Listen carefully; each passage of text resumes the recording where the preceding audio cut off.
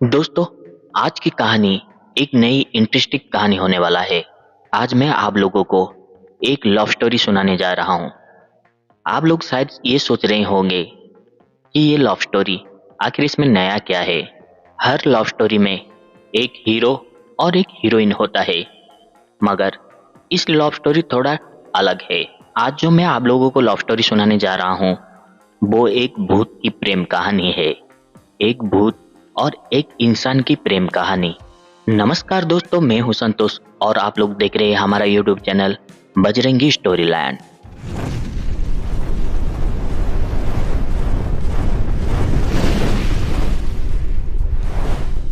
ये कहानी है तमिलनाडु में रहने वाले सौरभ नाम के एक लड़के की। सौरभ, जिसका उम्र अभी 28 साल है। सौरभ तमिलनाडु के एक गोल्ड फैक्ट्री में काम करते हैं। सौरभ जिस गोल्ड फैक्ट्री में काम करते हैं वहां से उनका घर का सफर लगभग 15-20 मिनट का रास्ता है। वो हमेशा अपने बाइक में बैठकर घर से कंपनी आते हैं।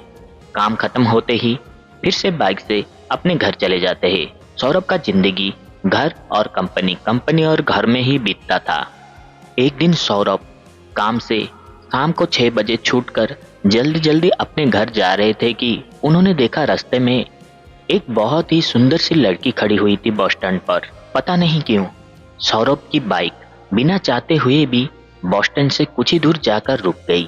उस लड़की को देखते ही उस वक्त सौरभ को ऐसा लग रहा था कि कुछ तो कनेक्शन है उसके और उस लड़की के साथ। उस दिन सौरभ जैसे तैसे करके अपने दिल को संभाला और वो अपने घर चला गया। उसके अगले दिन ही सुबह सौरभ रोज की तरह कंपनी चला गया। कंपनी में दिन भर काम करने के बाद वो फिर से शाम को 6 बजे उसके काम खत्म होने के बाद सौरभ फिर से अपने बाइक में बैठकर उसी बस स्टैंड देखकर जा रहा था। तभी सौरभ की नज़र फिर से वही लड़की के ऊपर पड़ा। वो लड़की दिखने में शायद कोई स्टूडेंट लग रही थी। वो लड़की अपने घर जाने के लिए कोई बॉस का इंतजार कर रही थी। तभी अचानक से सौरभ ने देखा कि वो लड़की भी उस बस स्टैंड पर खड़ी होकर सौरभ को घूर रही थी। ये सब देखते ही सौरभ के दिल में घंटी बजने लगा और वो ना चाहते हुए भी उस बस स्टैंड की 2 चक्कर लगा लिया। सौरभ और वो लड़की सिर्फ एक दूसरे को आंखों ही आंखों में देख रहे थे कि अचानक सौरभ के सामने आकर एक बस खड़ा हो गया और देखते ही देखते वो लड़की किधर गायब हो गई। वो लड़की उस बस पर बैठकर अपने घर चली गई थी, मगर सौरभ के दिल में वो लड़की जैसे कोई फेविक्विक की तरह चिपक गई थी। सौरभ जहां भी जाता बस वही लड़की उसके आंखों के सामने नजर आता था।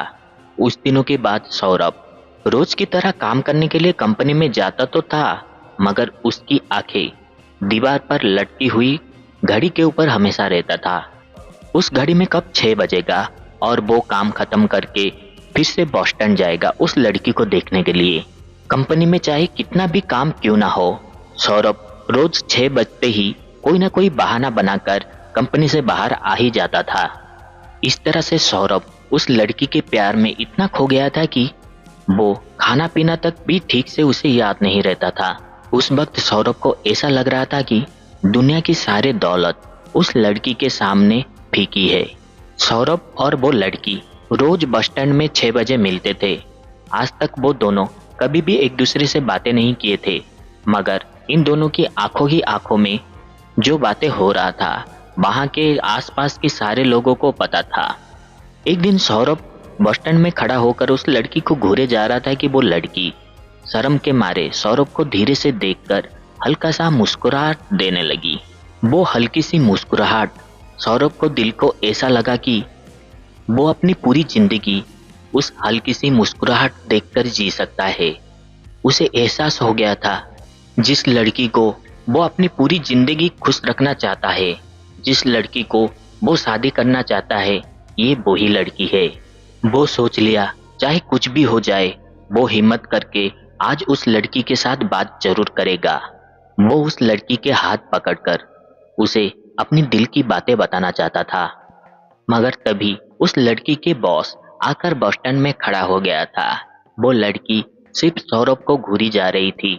उस वक्त ऐसा लग रहा था कि वो लड़की भी सौरभ को कुछ कहना चाहती है, मगर बॉस में बैठकर वो लड़की अपने घर चली गई। उस दिन रात को सौरभ सो नहीं पाया, बस उस लड़की के ख्यालों में खोया रहा था। सौरभ सोने के लिए जैसे ही अपने आंखें बंद करता, उसके आंखों के सामने वो लड़की की हल्की सी मुस्कुराहट चेहरा उसके सामने आ जाता था। शायद यही प्यार है। सौरभ को सच्चा प्यार हो गया था। उस दिन रात को सौरभ सोच लिया था कि अगले ही दिन वो जाकर उस लड़की को अपने दिल की बातें बताएगा, उसे शादी के लिए प्रपोज करेगा। अगले ही दिन सौरभ के लिए बहुत ही खास होने वाला था। सौरभ रोज की तरह सुबह उठकर काम करने के लिए कंपनी चला गया, मगर सौरभ का मन काम पे नहीं लग रहा था। वो अपने सुपरवाइजर के साथ बात करके एक बहाना बनाकर हाफ डे लीव लेकर चला आया। वो शाम के 6 बजे तक इंतजार नहीं कर पाया। वो दोपहर को 1 बजे ही आकर उस बस स्टैंड पर उस लड़की का इंतजार करने लगा। उस दिन सौरभ को ऐसा लग रहा था कि उस दिन जैसे कि वक्त रुक गया हो। वो बार बार अपने हाथों पर लगी घड़ी पर देख रहा था। उसकी नज़र उस घड़ी पर ही टिका था। कब 6 बजेगा और वो कब वो लड़की को देखेगा। ये सोच सोच कर ही सौरभ मन ही मन पागल हो रहा था। मगर कहते हैं ना, जो हम चाहते हैं अगर वो हमें बड़े ही आसानी से मिल जाता तो शायद दुनिया की कोई भी इंसान दुखी नहीं होता। कुछ ऐसा ही उस दिन सौरभ के साथ हुआ। वो रात को 11 बजे तक बस स्टैंड पर उस लड़की का इंतजार कर रहा था, मगर वो लड़की नहीं आई। सौरभ बहुत ही निराश होकर अपने घर चला गया। उसके दिमाग में बस एक ही सवाल उठ रहा था कि आखिर क्यों वो लड़की उस दिन नहीं आई। सौरभ उस दिनों के बाद से उस लड़की को उस बस स्टैंड पर कभी भी नहीं देखा। वो रोज काम से निकलकर 6 बजे जाकर उस बस स्टैंड पर उस लड़की का इंतजार करने लगा, मगर कोई भी फायदा नहीं था। वो लड़की कहाँ रहता था, कहाँ पढ़ाई करता था, कहाँ जाता था, सौरभ को उसके बारे में कुछ भी पता नहीं था। बस वो सिर्फ 6 बजे जाकर उस बस स्टैंड पर उस लड़की का इंतजार करते रहा। ये सब देखते ही देखते 3 महीना बीत चुका था। एक दिन सौरभ बड़ी ही उदास से उस बस स्टैंड पर बैठा था कि अचानक उसके मोबाइल की घंटी बजने लगा।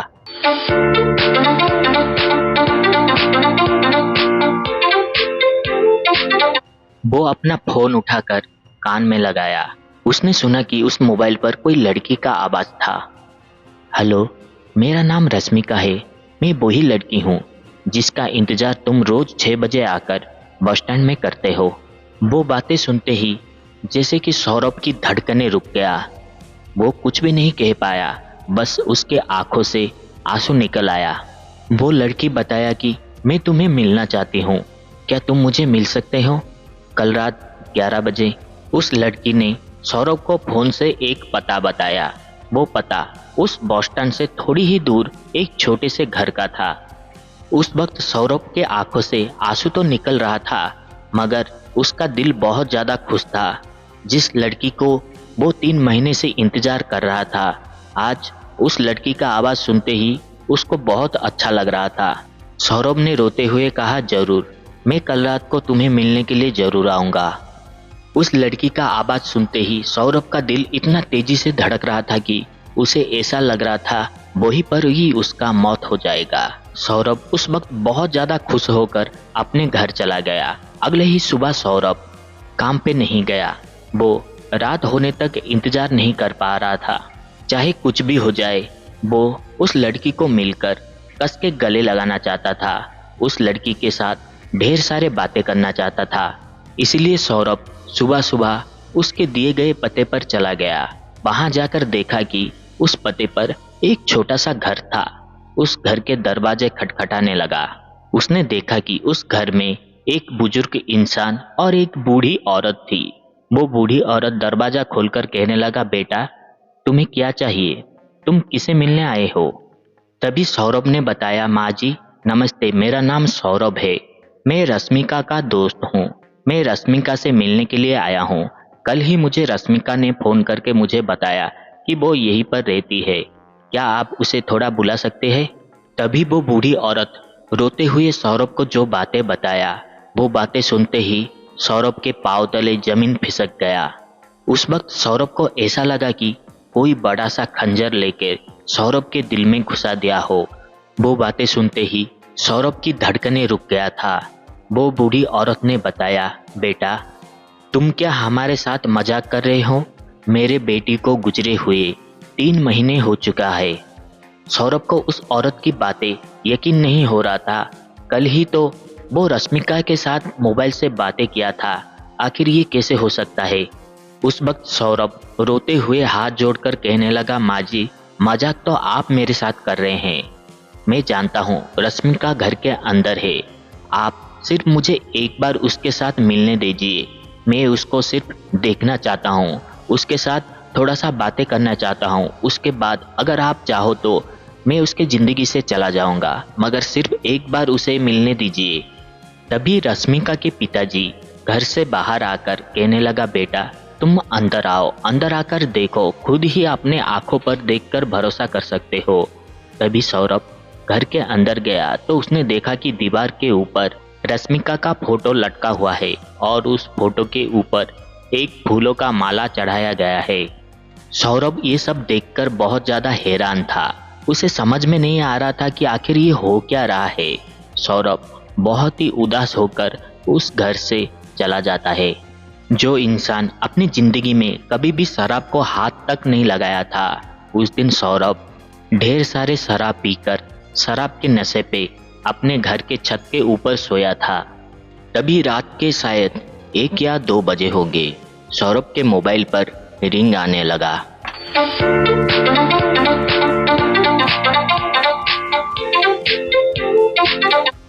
सौरभ ने शराब के नशे में जब वो फोन अटेंड किया, तब वो जितने भी शराब पिए थे सारे के सारे नशे उसके उतर गए। वो फोन कॉल किसी और की नहीं बल्कि रश्मिका की थी। सौरभ रश्मिका की आवाज सुनते ही उसकी आंखों से आंसू निकल आया। वो कहने लगा, मुझे पता था तुम्हारा मम्मी पापा झूठ बोल रहे हैं। तुम मुझे छोड़कर कहीं नहीं जा सकते हो। चाहे लोग तुम्हारे बारे में क्या कुछ क्यों ना कहे, मगर मेरा दिल को पता था कि तुम मेरे आसपास ही हो। रश्मिका तुम कहाँ हो? मैं तुम्हें मिलना चाहता हूँ, तुम्हें एक बार देखना चाहता हूँ। तभी रश्मिका कहती है, सौरभ तुम्हारे लिए ये मानना बहुत ही मुश्किल है, मगर मेरे मम्मी पापा आपको जो भी कहा वो सच है। मैं तुमसे बहुत दूर आ चुकी हूँ। मुझे गुजरे हुए 3 महीना हो चुका है। तुमको याद है हमारी वो आखिरी मुलाकात? उस दिन मैं तुमको अपने दिल की बातें बताना चाहती थी। मैं भी तुमसे कितना प्यार करती हूँ, ये तुमको गले मिलकर सबके सामने बताना चाहती थी, मगर डरती थी कि क्या तुम हाँ कहोगे या ना। क्या तुम भी मुझे उतना प्यार करते हो जितना कि मैं तुमसे करता हूँ? ये सब सोचते हुए उस दिन मैं गाड़ी में बैठकर चली गई, मगर मैं भी ना कितना पागल हूँ। उस दिन गाड़ी में बैठकर तुमसे दूर जाते हुए मुझे ये एहसास हुआ कि मैं तुम्हारे बिना एक पल भी नहीं रह सकती हूँ। तभी मैं गाड़ी से उतरकर बीच रास्ते से ही तुम्हारे पास तुमको मिलने के लिए दौड़े आ रही थी। तभी अचानक मेरे पीछे से एक दूसरे गाड़ी आकर मुझसे टकरा गया। मुझे पता था उस दिन मैं बच नहीं पाऊंगी, मगर फिर भी मेरा आंखें सिर्फ तुमको ही ढूंढ रही थी। मेरा दिल ये चाहता था कि मरने से पहले तुम्हें बस एक बार देख लूं, एक बार तुम्हें अपने गले से लगा लूं, मगर भगवान को कुछ और मंजूर था। उस दिनों के बाद से मैं एक भटकती आत्मा बनकर रोज 6 बजे आकर बस स्टैंड पर खड़ी रहती थी। मैं देखती थी कि तुम मेरे लिए कितनी पागल हो। तुम रोज मेरे इंतजार में उस बस स्टैंड पर बैठकर मेरी राह देखते थे। ये सब देखकर मुझे बहुत ज़्यादा खुश लगा। तुम भी मुझे उतना प्यार करते हो जितना कि मैं तुम्हें करती हूँ। मगर कुछ दिनों से जब मुझे ये एहसास हुआ कि तुम मेरे बगैर जी नहीं सकते हो, तुम मेरे लिए अपनी ज़िंदगी बर्बाद कर रहे हो, तभी मुझसे रहा नहीं गया। तुम्हें आखिर सच्चाई पता होना चाहिए। जिस लड़की की तुम इंतजार ऐसे पागल की तरह कर रहे हो, वो लड़की तुमसे बहुत दूर चली गई है, ये तुम्हें पता होना चाहिए। इसीलिए तुमसे मैं उस दिन फोन से बात करके तुम्हें अपने घर की पता दी। मुझे पता थी कि तुम मेरे बगैर एक पल भी नहीं रह पाओगे। रात तक इंतजार करना तुम्हारे लिए बहुत ही मुश्किल होगा। और वैसा ही हुआ। तुम सुबह ही जाकर मेरे मम्मी पापा के साथ बात किए। सौरभ, ये बात सच है, मेरी मौत हो चुकी है।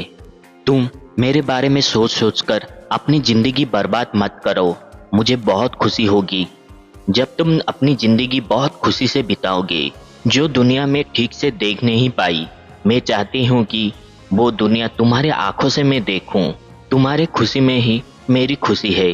क्या तुम मेरे लिए मेरा आखिरी ख्वाहिश समझकर ये पूरा नहीं करोगे? मेरे लिए तुम अपनी जिंदगी बर्बाद मत करो। तुम्हारे लिए भी कोई ना कोई लड़की जरूर होगी। अगर तुम खुश रहोगे तो मेरे आत्मा को शांति मिलेगी। उस दिन रात की बस एक फोन कॉल सौरभ की जिंदगी बदल दी। सौरभ उस दिन रात को रश्मिका के बारे में सोच सोच कर रोने लगा, मगर जैसे ही सुबह हुआ वो अपने प्यार के लिए खुद को बदल डाला। उस दिन के बाद सौरभ कभी भी नहीं दुखी रहता है। आज सौरभ अपनी जिंदगी बहुत खुशी से बिता रहा है। दोस्तों, ये आप लोगों के लिए एक हॉरर स्टोरी थी या एक प्रेम कहानी, ये मुझे नहीं पता है, मगर एक बात तो सच है, जिंदगी हमें जीने के लिए एक दूसरा मौका जरूर देता है। मैं ये कहानी उन लोगों के लिए बनाया हूँ जो अपने प्यार को खोकर अपनी जिंदगी बर्बाद कर देते हैं। जरा सोचिए, उन लोगों को कितना बुरा लगेगा जो आपको इतना प्यार करते हैं। आपके इस तरह हाल देखकर क्या वो खुश रह पाएंगे? खुद के लिए ना सही, अपने प्यार के लिए जीना सीखो। एक बार अपने नजरिया बदलकर आपके आसपास देखो, आपके चाहने वाले आपको ढेर सारे मिल जाएंगे। आपको दुनिया में सबसे ज्यादा प्यार करने वाले अपने माँ बाप के बारे में एक बार सोचो। क्या तुम्हारा इस तरह का हाल देखकर वो लोग खुश है? खुद के लिए ना सही, दूसरों के लिए जीना सीखो। दोस्तों, अगर आप लोगों को हमारा ये छोटी सी कहानी पसंद आता है तो वीडियो को एक लाइक और हो सके तो चैनल को एक प्यारा सा सब्सक्राइब जरूर कर दीजिएगा। और साथ ही साथ इस कहानी को इतना शेयर कीजिएगा कि क्या पता इस कहानी को सुनकर किसी की जिंदगी सुधर जाए। आज के लिए बस इतना ही। फिर मिलते हैं एक नई वीडियो में एक नई कहानी के साथ। जय हिंद।